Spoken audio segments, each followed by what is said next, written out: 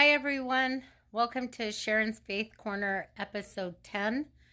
Thank you so much for spending this time with me, for viewing my content, and hopefully, if you find it of value, you can share it with somebody else that might benefit from it. I certainly just try to share my experience, my strength, my hope, things that I've overcome through faith in Jesus. And I hope that it brings quality into your lives because that is always my intent.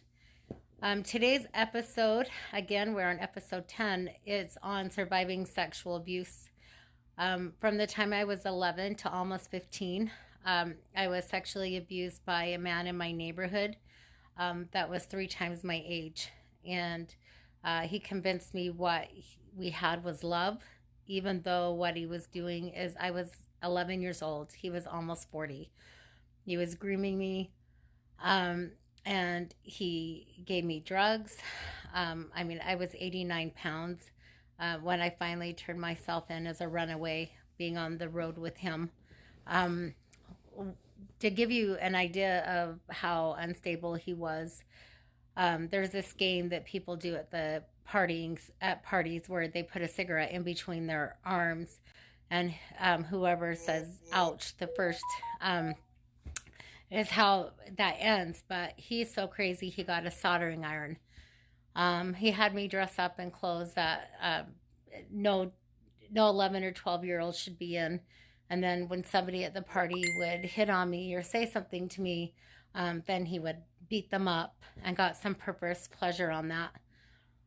One of the other things that he used to do is every time that he would have sex with me, he liked to count the number like it was some trophy.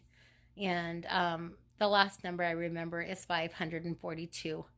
And anyway, I I did not have, I felt safety at home. My dad was very abusive and never made me feel worthy of anything. My mom, she was working hard to protect my brothers and sisters and work hard to put food in their mouths and my mouth and did everything she could. But anyway, when I got sober, when I turned myself in as a runaway and went into treatment, I still had to face that sexual abuse. And it didn't come overnight. I mean, there's something about it when you remember 542 and feeling worthless and of no value. And I want to tell you all that because of my relationship with Jesus Christ, what happened is he zeroed it out. Instead of 542, that number became 0 because he renewed me. He made me new. And that's what Jesus does, is he came to make us new. He came to take all of that hurt and anger. That's what the atonement did, and make us fresh, make us clean. And so because of him, I was able to move forward, but it took time. I mean, when my children were born, I wasn't there yet. A matter of fact, I begged God, do not let me have vaginal deliveries because I didn't want my children to come out of something that had become so dirty. But anyway, I had C-sections. I never had vaginal deliveries. And I think God knew I was emotionally not feeling like I could do that. But you know what? Those boys were pure and perfect. And I'm so glad those are my sons. And anyway, but I thought that was the end of it, the end of the healing. But God showed me something beautiful. He gave me grandchildren. And my little grandchildren, Shylin and Skyly, I got to heal through them in a way that I can't describe. And only God could have sent those little angels. He showed me I was never dirty. He showed me that I was just a little girl and I had been treated wrong and I was groomed wrong. But I was precious in the sight of Jesus, just like my grandchildren are precious. Also, he gave me my niece Kaylee, and he gave me my niece Kelsey, and also I got to be part of my stepdaughters' lives, Kayla, Amy, and Sabrina, and learn through them also that I was not dirty. And so I just really wanted to share that with you today, that if you are a survivor of sexual abuse, you are worthy. You matter, and it doesn't matter what happened to you. Um, that's what happened to you.